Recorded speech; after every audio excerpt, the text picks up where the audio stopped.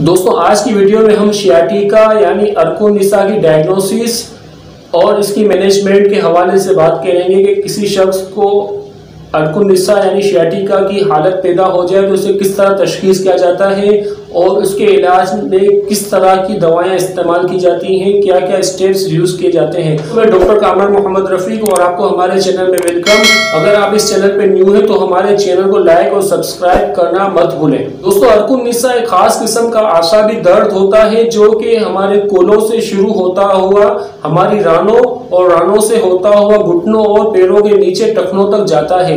ये दोनों पैरों में से किसी भी पैर में हो सकता है और अगर किसी शख्स को ये दर्द होना शुरू हो जाए तो उसकी तशखीस के लिए आसानी से उसकी फिजिकल एग्जामिनेशन और अलामात से अर्कुनिसा की तशखीस की जाती है। ऐसे मुतासरा शख्स को अगर सीधा लेटा कर उसका मुतासरा पैर आहिस्ता आहिस्ता ऊपर किया जाए और अगर ऐसे शख्स को अपने बटक रीजन में कूल्हे में दर्द या खिंचाव होता हुआ महसूस हो तो ये अर्कुनिसा की बुनियादी अलामत समझा जाता है। इस तरह अगर मरीज की अलामत की हिस्ट्री ली जाए तो ये भी अर्कुनिसा की डायग्नोसिस में अहम किरदार अदा करती है, क्योंकि अर्कुनिसा के दर्द सुनपन पैदा करने वाले, दबाने वाले, खींचने वाले और बेहिसी पैदा करने वाले होते हैं। लिहाजा मरीज में अलामत की हिस्ट्री अहम किरदार अदा करती है। अफराद में जिनमें ये दर्द बहुत पुराने क्रोनिक हो चुके हो तो ऐसे अफराद में अर्कुनिसा की तशखीस के लिए एक्सरे, सिटी स्कैन, MRI और मरीज के CPCs यानी खून के टेस्ट करवाए जाते हैं, जिनमें मरीज में अर्कुनिसा यानी शियाटिका होने के बुनियादी कॉजेस का पता लगाया जाता है। दोस्तों अर्कुनिसा के एलोपैथिक ट्रीटमेंट की बात की जाए तो एलोपैथिक में अर्कुनिसा के दर्दों को दूर करने के लिए कोई मखसूस दवाई मुयस्सर नहीं होती। अलबत्ता मरीज की जिस्मानी हालत और उसके पेन्स की शिद्दत को देखते हुए pain killers, anti inflammatory medicines और स्टीरॉइड्स का इस्तेमाल किया जाता है, जो कि कंटिन्यूस इस्तेमाल करने की वजह से मरीज को आहिस्ता आहिस्ता रिलीफ होना शुरू हो जाता है। जबकि क्रोनिक केसेस में अर्कुनिसा के मुज़म्मन पुराने केसेस में मरीज की सर्जरी यानी ऑपरेशन किया जाता है। दोस्तों जबकि बात की जाए होम्योपैथिक मेडिकल साइंस की तो होम्योपैथिक में नंबर ऑफ मेडिसिन्स होती हैं जो कि मरीज की फिजिकल और उसकी मेंटल और उसकी तमाम किस्म की अलामात के पेश नज़र अगर इस्तेमाल करवाई जाए तो ये ना सिर्फ मरीज की अलामात को रिलीफ दे देती हैं बल्कि हर किस्म के अर्कुनिसा, चाहे वो एक्यूट हो या क्रोनिक, हर किस्म के अर्कुनिसा को मुकम्मल शिफा देने में हैरत अंगेज असरात मुरतब करती हैं। इन अद्वियात का इस्तेमाल करके मरीज ना सिर्फ स्टीरॉइड्स और हेवी पेन किलर से महफूज रह सकता है बल्कि ऑपरेशन जैसी तकलीफ से भी महफूज रह सकता है। तो आज की वीडियो में हम इन होम्योपैथिक नंबर ऑफ मेडिसिन्स में से 10 अहम होम्योपैथिक अद्वियात के मुतालिक बात करेंगे जो कि शियाटिका की हर किस्म की अलामात को रिलीफ देने में अहम किरदार अदा करती हैं। इन टॉप मेडिसिन्स में नंबर 1 कोलोसिंथेसिस आती है। दोस्तों कोलोसिंथेसिस बेसिकली उन हालात में काम आती है जबकि मौसम चेंज हो रहा हो और दिन ठंडा हो और रात निस्बतन गर्म हो, सर्द हवा होने के बावजूद इतनी भी गर्मी हो जो कि खून को गर्म करने के लिए काफी होती है। कोलोसिंथेसिस दवाई के दर्द नाकाबिले बर्दाश्त और शदीद होते हैं जिसमें मरीज को अपने जिस्म को दोहरा यानी सुकड़ना पड़ता है। निसा के दर्द बिलखुसूस बाईं जानिब होते हैं, लेफ्ट साइडेड होते हैं, जिन्हें दबाने से या गर्मी पहुंचाने से राहत मिलती है, सुकून मिलता है और ये दर्द बिलखुसूस सुनपन पैदा करने वाले और बेहिसी पैदा करने वाले होते हैं। दूसरी अहम दवाई नेफालियम कहलाती है।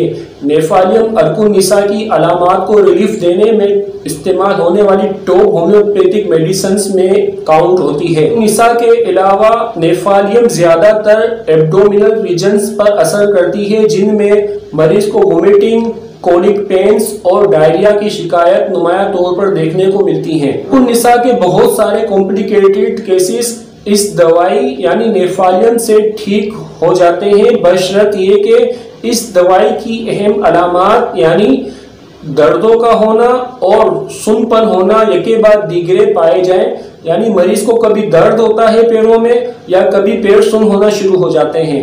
ये दोनों अलामात नुमाया तौर पर मरीज में देखने को मिलती हैं। निसा के दर्द ज्यादातर लेट जाने से, चलने फिरने से या हरकत करने से बढ़ जाते हैं। इसी तरह ऊंची जगह यानी कुर्सी वगैरह पर बैठने से और मुतासरा पैर को ऊपर की जानिब खींच कर बैठने से, फोल्ड करने से मरीज को आराम महसूस होता है। अगली दवाई विस्कम एल्बम आती है। विस्कम एल्बम यूरिक एसिड और रूमेटॉइड अर्थराइटिस यानी गठियावी कैफियतों के अलावा न्यूरोलजिक पेन यानी आसाबी दर्दों बिलखुसूस अर्कुन निसा की कैफियत में नुमाया असर रखती है। बिलखुसूस अर्कुन निसा के दर्द बाएं जानिब होते हैं। विस्कम एल्बम के मरीजों में अर्कुन निसा की खास अलामात में घुटनों और टखनों का दर्द, मरीजों में कंधों और कोहनियों के दर्दों के साथ अदल बदल कर आता है।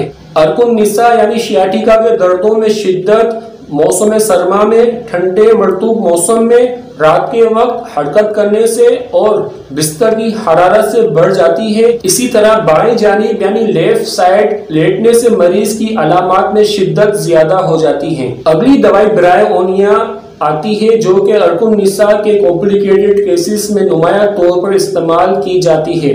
दोस्तों, होम्योपैथिक में अद्वियात में एक खास किस्म की तासीर और एक खास किस्म की सिफ्त पाई जाती है जो कि इसी किस्म की दूसरी अद्वियात में इसकी तफरीक करने में नुमाया किरदार अदा करती है। जब ब्रायोनिया की बात की जाए तो ब्रायोनिया में भी हमें शुरू से आखिर तक कुछ खास किस्म की अलामात मिलती हैं जो कि हमें दूसरी अद्विया से इसकी तफरीक करने में मदद करती हैं। ब्रायोनिया की खास अलामात में हरकत यानी मूवमेंट से तकलीफ का बढ़ना और दबाने से अलामात में कमी का होना, ये दो खास अलामात ब्रायोनिया की हमें शुरू से आखिर तक हर किस्म की केसेस में देखने को मिलती हैं। लिहाजा हर किस्म की तकालीफ और बीमारियों में जिनमें मरीजों में ये दो खास अलामात यानी दबाने से आराम और हरकत से शिद्दत मरीजों में पाई जाए तो ब्रायोनिया एक शाफी दवाई हुआ करती है।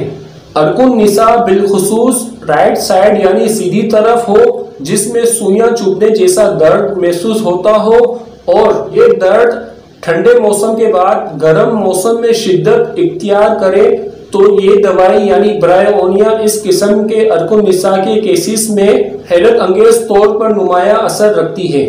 अगली दवाई रस्टॉक्स आती है जो कि शियाटिका यानी अर्कुन निसा के बेशतर केसेस में जादू की तरह असर करती है। बास केसेस में ये दवाई यानी रस्टॉक्स ब्रायोनिया के बाद अदल बदल कर दी जाती है और बास केसेस में ये ब्रायोनिया का एंटीडोट भी होती है। मुसलसल यानी कंटिन्यूस मूवमेंट या हरकत करने से मरीज को दर्दों में आराम मिलता है। किसी बॉडी पार्ट्स पर जोर पड़ने से, ज्यादा बोझ उठाने से, झटका आने से, मोच आने से या पसीने में भीग जाने से मरतूब मौसम में पैदा होने वाली तमाम किस्म की अलामात में रस्टॉक्स नुमाया असर रखती है। निसा यानी शियाटिका के दर्द मरतूब मौसम में और रात के वक्त शिद्दत इख्तियार करते हैं। मरीज को अपने पैरों में बेहिसी और सुनपन होने का एहसास होता है। मरीज काम काज करने की हालत में या मसरूफ रहता है तो उसे अलामात में कमी देखने को मिलती है। जब मरीज आराम की नीयत से लेटता है या बैठता है तो उसके दर्दों में इजाफा हो जाता है। अगली दवाई नक्स वोमिका जो कि बेसिकली होम्योपैथिक की पॉलीक्रिस्ट मेडिसिन कहलाती है और जो कि इस दवाई का असर स्पाइनल कॉर्ड पर नुमाया तौर पर देखने को मिलता है। लिहाजा ये दवाई यानी नक्स वोमिका अर्कुन निसा के केसेस में इस्तेमाल की जाती है, जबकि इसकी खास अलामात में मैदे की अलामात और कब्ज का होना नुमाया तौर पर मौजूद होता है। नक्स वोमिका का मरीज आराम पसंद होता है, वो बैठकर काम करना पसंद करता है। जिस्मानी काम के मुकाबले में वो ज्यादातर दिमागी काम करता है और दर्दों की वजह से मरीज को अपनी जगह बदलना पड़ती है। इसी तरह मुतासरा पैर के बल लेटने से और गर्म पानी की टिकोल करने से मरीज को आराम महसूस होता है। अगली दवाई आर्सेनिक एल्बम आती है। आर्सेनिक एल्बम अर्कुन निसा के केसेस में नुमाया तौर पर इस्तेमाल की जाने वाली होम्योपैथिक दवाई होती है। अर्कुन निसा के दर्दों की नुमाया अलामात में ये आसाबी दर्द वक्फे से होते हैं और हर शब यानी रात को ऐन वक्त पर शिद्दत इख्तियार कर जाते हैं। मरीज को हरकत करने से ज्यादती होती है, ज्यादा तेज हरकत करने से अलामात में शिद्दत आ जाती है, जबकि आहिस्ता आहिस्ता हरकत करने से मरीज की अलामात में कमी देखने को मिलती है। ये दवाई यानी आर्सेनिक एल्बम शियाटिका के उन केसेस में ज्यादा इस्तेमाल की जाती है जिनमें मरीजों में किसी किस्म की इन्फ्लामेशन यानी सोजिश या वरम वगैरह नहीं होता, सर्दी से तकलीफ ज्यादा हो जाती है और गर्म मालिश करने से टिकोर करने से अलामात में किसी हद तक कमी देखने को मिलती है। अगली दवाई फाइटोलेगा डिकेंड्रा आती है, जिसमें अर्कुन निसा के दर्दों में तीर लगने का एहसास होता है। इसमें किसी भी किस्म की हरकत से दर्दों में शिद्दत पाई जाती है। फाइटोलेगा खासकर उन कैफियत उन हालत में इस्तेमाल होती है जबकि मरीज के वर्टिब्रास में डिजनरेशन चेंजेस होना शुरू हो रही हों। अहम दवाई कालीफोस आती है। कालीफोस नर्व्स यानी आसाब की टॉप रेमेडीज होती है, खुसूस नौजवानों में जो कि आसाबी किस्म के दर्दों में मुब्तला होते हैं। अर्कुन निसा यानी शियाटिका की वजह से ये नौजवान कमजोर, थके हुए और निढाल हो जाते हैं। ना सिर्फ अर्कुन निसा बल्कि कालीफोस उन तमाम कैफियत और हालात में इस्तेमाल होती है जिनमें आसाबी कमजोरी नुमाया तौर पर मौजूद होती है। अगली लास्ट दवाई लाइकोपोडियम आती है। लाइकोपोडियम अर्कुन निसा और उन तमाम किस्म के आसाबी अमराज में मुफीद होती है जिनमें मरीजों में आलात बोल यानी यूरिनरी ट्रैक इन्फेक्शन और इसी तरह आलात हजम यानी स्टमक डिजीज की अलामात भी मौजूद हों। इस दवाई यानी लाइकोपोडियम में शियाटिका की दर्दें ज्यादातर राइट साइड यानी सीधे पैर में देखने को मिलती हैं और ये दर्दें दोपहर 4 से शाम 8 बजे तक शिद्दत इख्तियार करती हैं। लाइकोपोडियम की खास अलामात में सीधा पाँव गर्म और उल्टा पाँव सर्द यानी ठंडा होता है, दोनों पैरों पर पसीना ज्यादा आता है और चलते वक्त एड़ियों में दर्द होता है। तो दोस्तों ये थी आज की हमारी मुख्तसर वीडियो जिसमें हमने होम्योपैथिक अद्वियात की अहम अलामात जो कि शियाटिका के केसेस में इस्तेमाल होती हैं बताई हैं। तो दोस्तों आई होप आपको ये आज की हमारी वीडियो जो कि अर्कुन निसा के केसेस में इस्तेमाल होने वाली होम्योपैथिक अद्वियात के मुताबिक थी, ये वीडियो अच्छी लगी होगी। आपको ये वीडियो अच्छी लगे तो इसे ज़रूर लाइक और शेयर करें और इसी तरह अगर आप हमारे चैनल पर न्यू हैं तो हमारे चैनल को ज़रूर सब्सक्राइब करें और साथ दिए हुए बेल आइकॉन को भी प्रेस कर दें ताकि आपको मुख्तलिफ अमराज में इस्तेमाल होने वाली होम्योपैथिक अद्वियात के मुताबिक मालूमात फराहम होती रहे।